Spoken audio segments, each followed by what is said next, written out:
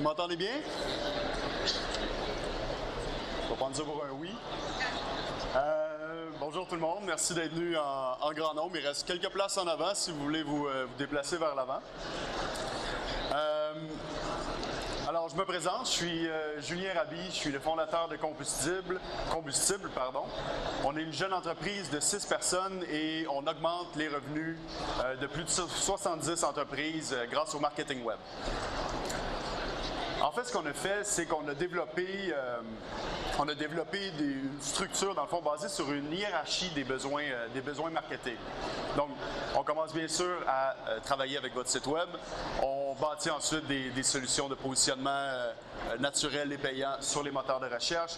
On crée des stratégies de médias sociaux, des stratégies de marketing de courriel, etc. Mais dans le fond, ce qu'on s'est rendu compte à mesure qu'on parlait avec les entrepreneurs, c'est qu'ils prenaient un peu leur site web pour acquis, en fait. Et j'aimerais ça qu'on passe un peu de temps ensemble aujourd'hui pour regarder plus attentivement comment on pourrait faire pour que votre site web devienne plus efficace à générer plus de revenus sur le web. Mais d'abord, je vais commencer par un exemple. Donc, il y a quelques mois, il y a un prospect potentiel qui nous appelle et qui nous demande si on peut augmenter son trafic sur son site. Je lui dis « Parfait, est-ce que vous avez déjà un peu de trafic sur votre site actuellement? » Il me dit oui et qu'il investit environ 1 000 $ par mois sur Google. Donc, c'est parfait. Je lui demande l'URL de son site, il me l'envoie. Donc, j'ouvre son site et je tombe là-dessus. En fait, c'est pas vrai. C'est pas exactement ça, mais il y avait des dangereuses ressemblances avec quelque chose comme ça. OK? Et j'étais un peu curieux, donc je lui demande s'il voit actuellement un retour sur investissement avec un site de ce genre-là. Il me dit non, 0. Donc, vous investissez 1 000 $ par mois sur Google et vous avez 0 retour sur investissement. Il me dit exactement, et c'est pour ça que je vous appelle aujourd'hui. Donc, j'aimerais voir avec vous si je pourrais améliorer ma campagne, peut-être même augmenter le budget de ma campagne web, etc. Et je trouve que c'est quelque chose qui arrive souvent chez les entrepreneurs d'aujourd'hui. Donc, vous avez une tendance à obséder, à augmenter, vouloir augmenter à tout prix les visites sur le site web. Mais vous n'avez pas toujours l'idée claire de ce que ces visites-là vont vous rapporter. Okay? Donc, j'aimerais ça faire un petit sondage rapide à main levée en ce moment. Soyez honnête. Disons que je vous garantis 1000 visites supplémentaires sur votre site en décembre, au mois de décembre. Combien d'entre vous, en levant la main, allez avoir une idée claire du revenu supplémentaire que ça va vous générer si je vous amène 1000 visites supplémentaires sur votre site? Donc, soyez honnête, en levant la main, combien auraient une idée claire du revenu supplémentaire? J'ai compté à peu près 4 à 5 mains. Donc, on peut être d'accord pour dire que la majorité d'entre vous n'avait pas une idée très claire et c'est normal. Évidemment, c'est pas toujours facile. Donc, on va essayer de voir comment on peut mesurer plus efficacement et avoir une idée un peu plus claire des revenus qu'on pourrait générer grâce à notre site web. Mais d'abord à la question, comment générer plus de revenus sur le web en 2015? Il faudrait déjà se demander en fait, c'est quoi les différents leviers qui vont nous permettre justement d'avoir une augmentation de revenus. En fait, c'est pas très compliqué, il y a seulement 2 grands leviers. On pourrait soit décider d'augmenter les visites sur notre site web, ou on pourrait décider ou travailler à faire augmenter les revenus qu'on génère sur notre site web tout en gardant le même nombre de visites. Donc, c'est essentiellement les 2 différents leviers qui vont faire en sorte qu'on va pouvoir générer plus de revenus sur le web. OK? Tout au long de la présentation aujourd'hui, je vais utiliser souvent le terme conversion. OK?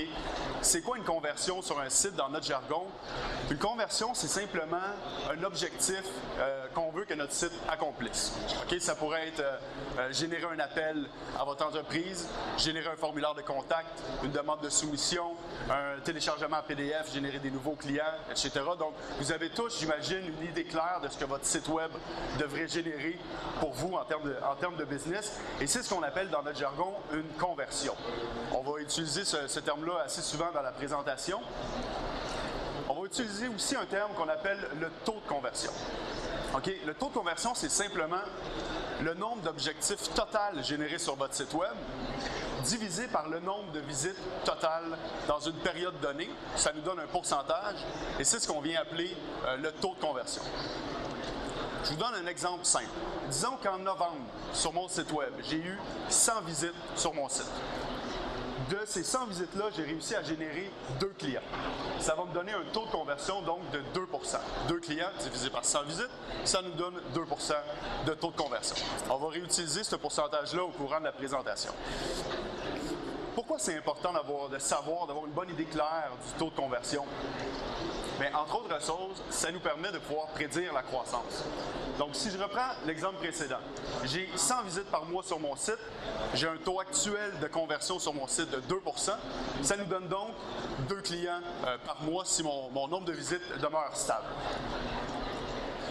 Si j'investis davantage en marketing web et que j'ai réussi à générer donc 10 fois plus de visites, si mon taux actuel demeure stable, taux de conversion actuel, je devrais pouvoir générer 20 clients.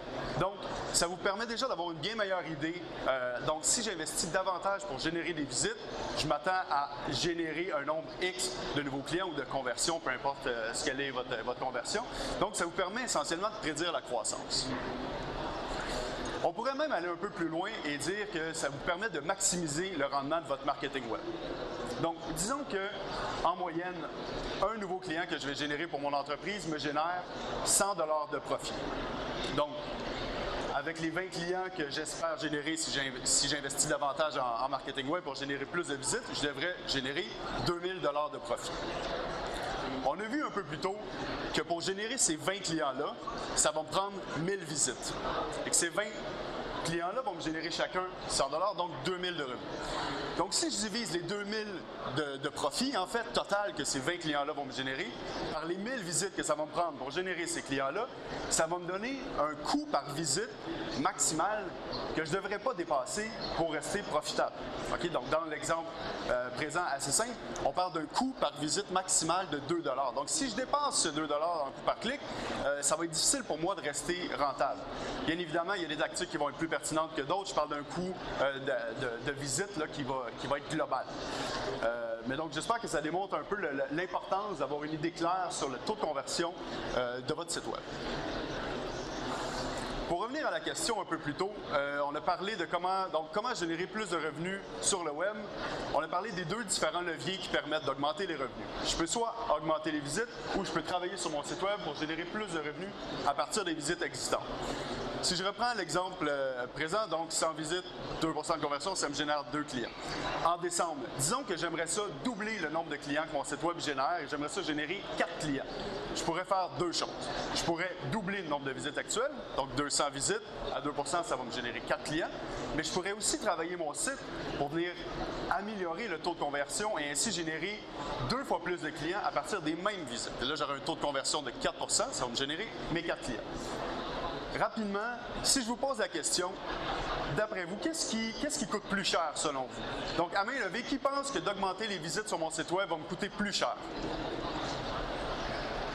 À peu près la moitié. Qui pense, d'après vous, que d'augmenter le taux de conversion sur mon site, ça va me coûter plus cher? Donc, les avis sont partagés et vous avez probablement les 2 raisons. Ça dépend évidemment de plusieurs facteurs. Mais il y a une chose importante à tenir en compte. Aujourd'hui, dans l'environnement très compétitif qui est le web, une augmentation de visites, vous allez généralement avoir à attribuer un coût et ce coût-là risque d'être récurrent. Donc, si j'investis 100 $ disons 200 $ par mois pour aller chercher ces 100 visites supplémentaires-là, je vais devoir débourser ce 200 $ à chaque mois pour soutenir l'augmentation de trafic. Par contre, si je travaille sur mon site à venir augmenter les performances de mon site, oui, je vais avoir des coûts de développement web, je vais avoir des coûts de rédaction, peut-être de création de visuels, etc. Mais une fois que je vais avoir fait ce travail-là et que j'ai réussi à augmenter les performances globales de mon site, je vais pouvoir conserver les performances globales sur une longue période de temps. Donc, dépendamment de vos objectifs, ça peut être extrêmement rentable de venir travailler sur les performances de mon site à moyen et à long terme.